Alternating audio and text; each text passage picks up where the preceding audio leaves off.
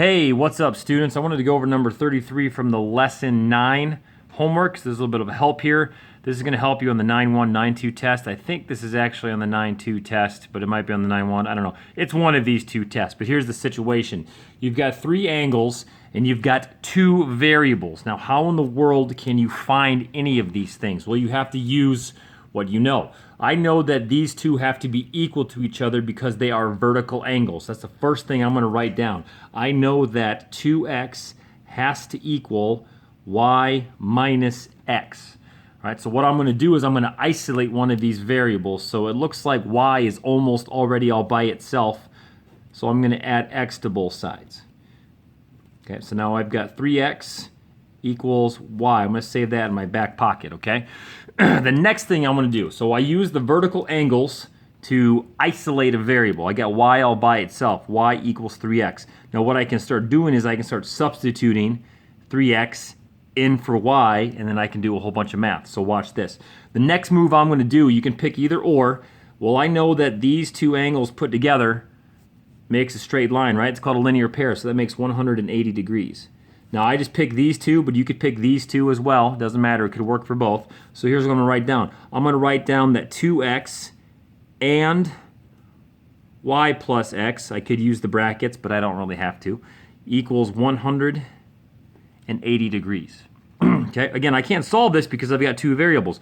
Wait a second, y equals 3x. So how about I put 3x in for y? Let's rewrite. 2x plus now a 3x plus this other x equals 180. Okay, everybody see what I'm doing there so far? Okay, so all I did was substitution. Again, kind of a quick replay. I started off with using what I know about vertical angles. I set them equal to each other, and then I isolated a variable. Then I used what I know about a linear pair, which are also supplements, which means they add to 180.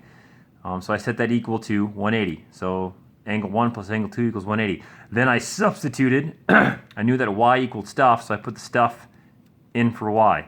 You can't solve unless you have one variable all by itself. So you have to isolate, substitute, and then now you can solve. So 2x plus 3x plus another x, I think that would be 6x equals 180. If I divide both sides by 6, I think I can get a value for x. Let's see here. I think, pretty sure x equals 30. Sweet. Okay. X equals 30. Now I can basically unlock all of the angles now that I know that x equals 30. X equals 30. This equals 2 x's. All right, so that means you're 60. You're 60. Okay, because they're vertical angles. Now again, since it's a linear pair, if this is 160, that has to be 120, and that has to be 120. I don't even need to do any more algebra. Okay, so again, replay. Vertical angles are equal to each other. Isolate the easiest isolatable variable. That's a word, I just made it up. And then once you have it isolated, write out what you know about a linear pair. Line it all up, substitute. I've got all x values. Now I can solve for x. Once I have x, I can unlock the code. Okay, so again, that's number 33. Lesson 9 help. It's going to be the same process. Use the vertical angles, use linear pairs, substitute, math, answers, boom, you're done.